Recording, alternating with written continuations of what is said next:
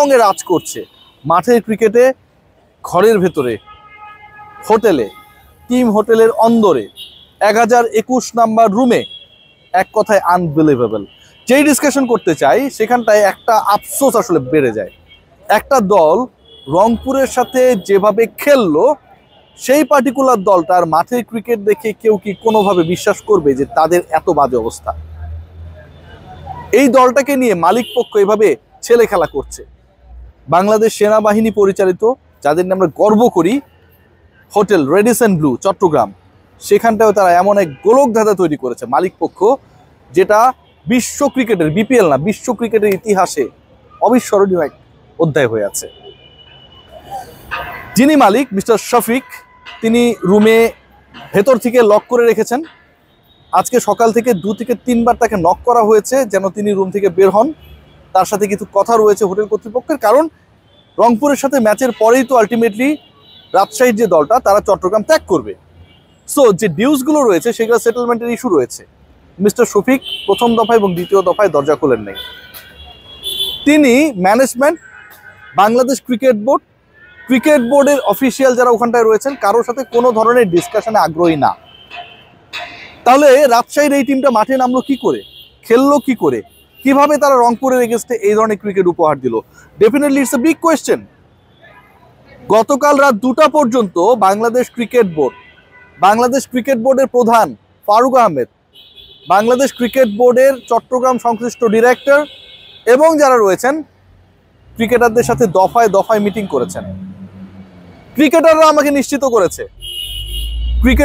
নিশ্চিত করেছে তাসকিন আহমেদ ছাড়া অন্য সবাই তারা কম বেশি ছিলেন, এবং সেই পার্টিকুলার মিটিংয়ে স্পিকার অন করে ফোনে ফারুক আহমেদ তাদেরকে আশ্বস্ত করেছেন যে তোমরা প্লিজ বাংলাদেশ ক্রিকেটের স্বার্থে আমার মান সম্মানের দিকে তাকিয়ে, বিপিএল এর মান সম্মানের দিকে তাকিয়ে ম্যাচটা খেলো ভাই। Really I am saying everything truth.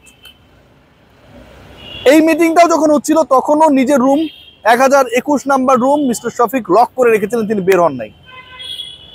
যেই ক্রিকেটাররা তার দলে খেলে তাদেরকে খেলানোর দায়িত্ব নিশ্চয়ই বাংলাদেশ ক্রিকেট বোর্ড সংশ্লিষ্টদের না, নিশ্চয়ই সেই দায়িত্বটা টিম ওনার হিসেবে যিনি ওই দারুণ সোফা সেটে বসে থাকেন, নিজেকে অনেকটা আম্বানি টাটা মনে করেন, বাট আসলে তিনি কি সেটা আমরা দেখেছি, সেই লোক সেই দায়িত্ব পালন করেন না। ক্রিকেটারদের যে টাকা দেওয়া হয়েছে তিনি একদিন আগে দাবি করেছেন, সেটাও ভুল, এবং সেই টাকার জন্য, অর্থের জন্য, পারিশ্রমিকের জন্য আজকের ম্যাচ রংপুরের বিপক্ষে রাজশাহীর ক্রিকেটাররা they were in a decision যে তারা খেলতে চান না।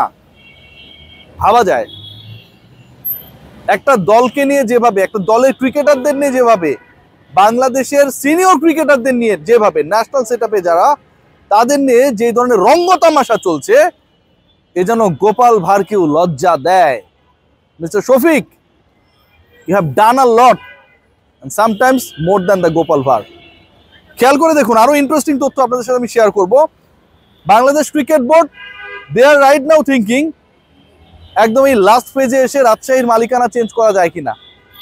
রিয়েলি ক্রিকেট বোর্ড কিছু চেক পেয়েছে এবং ওই চেকগুলো হস্তান্তর করেছে রাজশাহী কর্তৃপক্ষ, কিন্তু এখন পর্যন্ত যাদের কাছেই রাজশাহী তাদের চেক হস্তান্তর করেছে, প্রত্যেকটা চেকই এত বেশি বাউন্স করেছে যে এরকম বাউন্স ব্রেডলি, তাসকিন আহমেদ, শোয়েব আক্তার কেউ দিতে পারবে না। যে বাউন্সগুলো হয়েছে বিভিন্ন ব্যাংকে, বিভিন্ন শাখায়, বিভিন্ন অ্যাকাউন্টের বিপরীতে, ক্রিকেটীয় ইতিহাসে এরকম বাউন্স কেউ করতে পারে না ভাই। মিস্টার শফিক সেটা করে দেখিয়েছেন। খেয়াল করে দেখুন, বাংলাদেশ ক্রিকেট বোর্ড তারা আবার একটা ডিসকাশনের মধ্যে ছিল, যে তথ্য আমার কাছে আছে, যে মালিকানা কাকে দেয়া যায়। এখানটায় বাংলাদেশের বাইরের একটা গ্রুপ যারা এই দলটার রেসপন্সিবিলিটি এই বিপিএল এর মাঝপথে নেবার জন্য আগ্রহী ছিল, এবং তারাও হচ্ছে রাজশাহী বেস্ট। সিরিয়াসলি এই ডিসকাশনটা হচ্ছিল, কিন্তু শেষ পর্যন্ত ক্রিকেট বোর্ডের অতি বোদ্ধা শ্রেণীর কিছু মানুষজন তারা বলেছে ভাই এটা এখন করা যাবে না, এটা হচ্ছে রুলসের মধ্যে পড়ে না। সিরিয়াসলি এরকম একটা আলোচনা করেছে। একটা দলের মালিক পক্ষ যেভাবে বিব্রত করছে পুরো জাতিকে, রাজশাহীবাসীর অবস্থা চিন্তা করেন তো। বাংলাদেশের সবচেয়ে সুন্দর জনপদগুলোর একটা হচ্ছে রাজশাহী।